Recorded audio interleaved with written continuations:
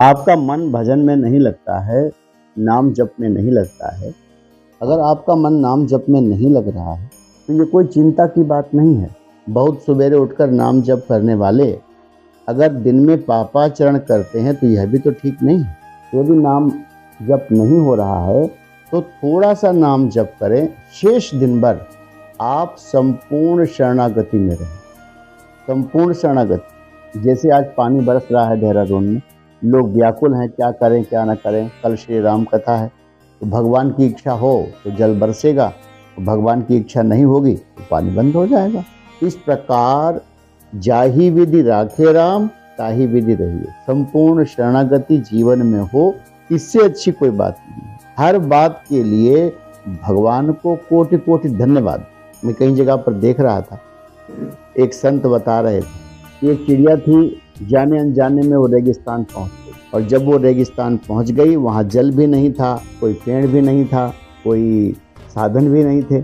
वहाँ से एक संत गुजरे और उन संत ने उस चिड़िया को देखा। तो चिड़िया से कहा, यहाँ से तुम एक पास में गांव है वहाँ चले जाओ। लेकिन चिड़िया ने संत से कहा कि तुम भगवान से हमारी इतनी बात कह देना कि यहाँ पर एक छोटा सा तालाब हो जाए, 2 पेड़ हो जाएं, ताकि हम अपने परिवारजनों को यहाँ पर ले आएं। संत ने कहा, हम तुम्हारी बात भगवान को कह देंगे, लेकिन तब तक तुम भगवान को धन्यवाद ज्ञापित करो। इतना कहकर संत चले गए, भगवान के पास गए, भगवान से बात रखी, पर भगवान ने मना कर दिया। कहा, इतने छोटे काम के लिए मैं सारे काम छोड़कर वहाँ दरख्त और नदी बहाने जाऊंगा। संत कुछ निराश हुए और फिर चले गए। समय बीतता चला गया। 5 वर्ष के बाद संत फिर उसी रास्ते से निकले, तो क्या देखते हैं, वो चिड़िया और चिड़िया का बहुत सारा परिवार वहाँ चहचहा रहा है। पूरा बाग लगा हुआ है और बाग के साथ साथ एक छोटा सा तालाब बना है, इसमें कई चिड़िया पानी पी रही हैं। संत सहसा रुक गए। रुकने के बाद पूछने लगे, क्यों चिड़िया, ये कैसे हुआ? भगवान ने तो इस काम के लिए मना कर दिया था। तो संत के पूछने पर चिड़िया ने बताया कि आपने कहा था कि भगवान का आभार व्यक्त करते रहना, तो मैं भगवान का आभार व्यक्त करती रही।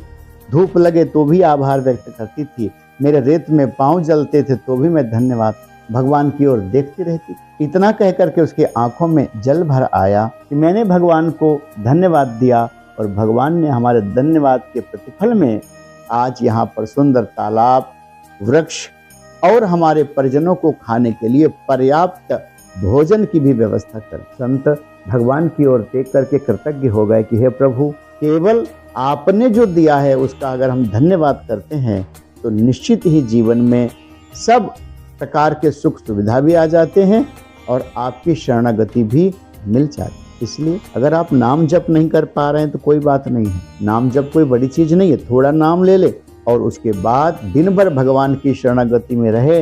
1 गिलास पानी मिले तो भी भगवान को धन्यवाद, और कोई 2 गालियां दे करके जाए तो भी भगवान को धन्यवाद।